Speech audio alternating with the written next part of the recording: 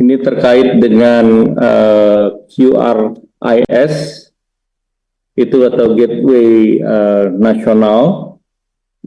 Indonesia sebetulnya terbuka untuk para operator luar negeri termasuk master ataupun visa. Untuk di sektor kredit card itu tidak ada perubahan. Kemudian yang untuk sektor gateway ini mereka terbuka untuk masuk di dalam front end maupun berpartisipasi, dan itu level playing field dengan yang lain. Jadi ini sebetulnya masalahnya hanya penjelasan. Kedua, tidak ada pembahasan mengenai Mangga 2, ini tidak ada. Jadi bahkan kita belum bicara detail inti. Jadi ini pertanyaan yang diramaikan ini variasinya banyak. Ini seperti bahan untuk bimbingan belajar. Kemudian yang kedua terkait dengan hal fundamental yang harus dibenahi oleh sektor pengembangan industri, tentunya terkait dengan akses terhadap pasar-pasar produk industri nasional. Kemudian dampak daripada tarif impor terhadap market baru, salah satunya tentu kita akan mengutamakan kerjasama bilateral maupun multilateral dengan kerjasama yang sudah ditandatangani maupun yang sedang dalam proses. Antara lain juga Indonesia menargetkan untuk menyelesaikan EU-SEPA, dan kami sudah berkomunikasi dengan komisioner di EU-SEPA, dan mereka pada prinsipnya sekarang sangat terbuka dan sangat ingin agar SEPA ini segera diselesaikan. Jadi ini perubahan yang cukup mendasar. Kemudian tentu Indonesia baru masuk menjadi BRICS, dan ini juga menjadi akses pasar yang baru, dan juga aksesi Indonesia di dalam CPTPP. Nah, itu akan membuka pasar baru, baik itu UK, kemudian Meksiko, dan beberapa negara Latin Amerika lain. Terus dari Mas Stefano, karena kita dalam proses perundingan, maka tentu apa yang ditawarkan dan apa respons itu masih merupakan hal yang dinamis, jadi bukan posisi yang statis.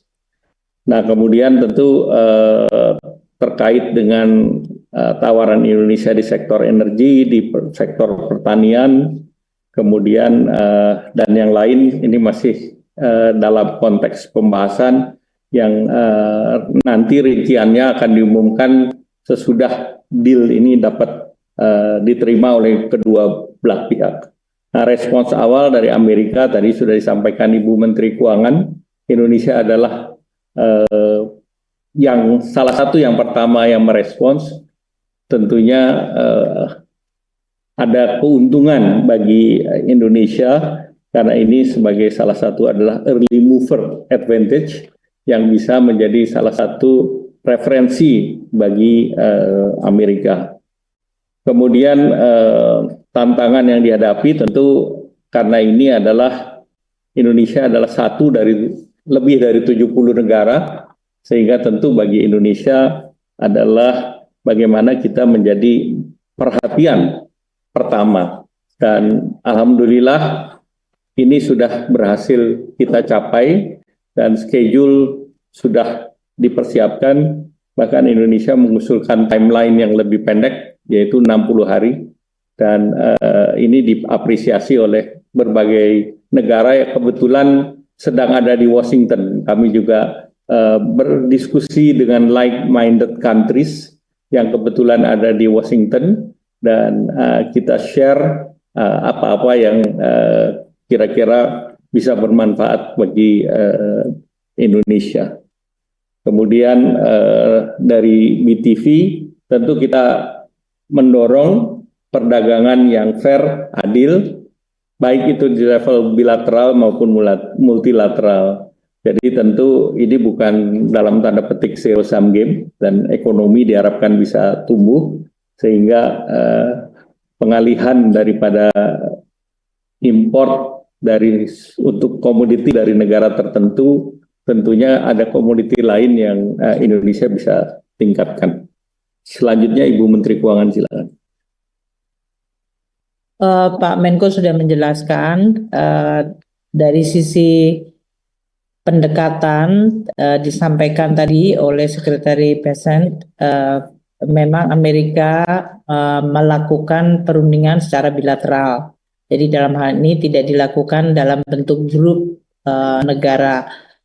Namun itu tidak berarti bahwa Indonesia dan tentu saja dalam hal ini kita dengan ASEAN tidak bisa bertukar informasi untuk bisa melihat apa potensi-potensi kerjasama baik di dalam proses perundingan ini maupun di dalam konteks apa yang bisa dilakukan untuk memitigasi risiko dan berbagai kemungkinan.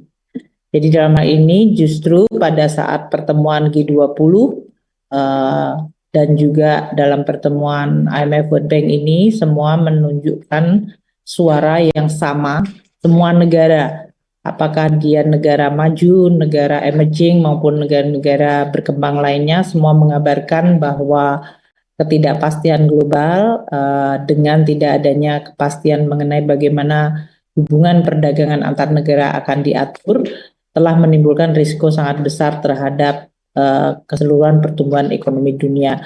Dan dengan melihat bahwa ini adalah masalah bersama, maka muncul tekad untuk bekerja sama agar risiko ini dapat dimitigasi atau dihindari. Untuk beberapa topik pembahasan seperti untuk negosiasi tadi, selain substansinya yang telah disampaikan oleh Pak Menko di dalam pertemuan tersebut, beberapa materi disambut positif, namun ini adalah masih proses negosiasi. Seperti yang kita lihat pengalaman Amerika Serikat di dalam negosiasi terutama dengan negara-negara seperti RRT, Meksiko, dan Kanada, mereka mengcover yang hubungannya dengan tarif maupun yang non-tarif barrier. Di dalam non-tarif barrier ini termasuk berbagai regulasi dan prosedur-prosedur yang dianggap menghalangi atau tidak menguntungkan bagi perusahaan Amerika Serikat.